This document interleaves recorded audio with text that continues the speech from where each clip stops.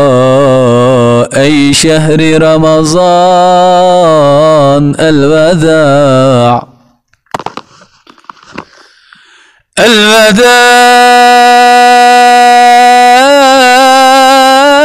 الوداع أي شهر رحمة الوداع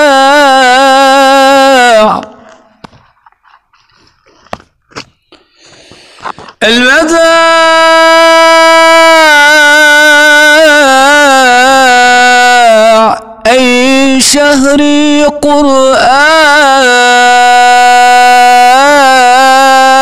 قرآن الوداع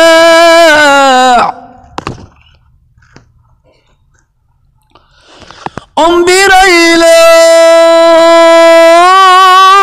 aylık yoldan geldin,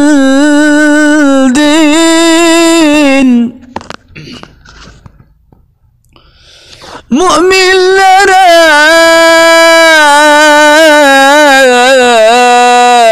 rahmet oldun,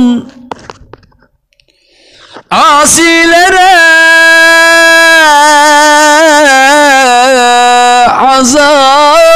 azap oldun.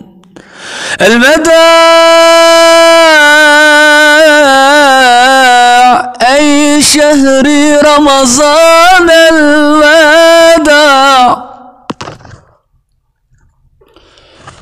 11 ayın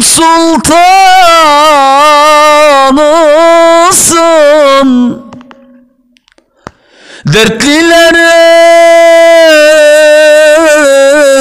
dertlilerin dermanısın. Hakkım bize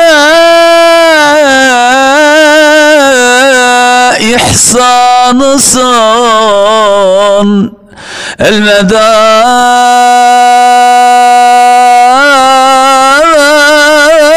الوداع أي شهر رمضان الوداع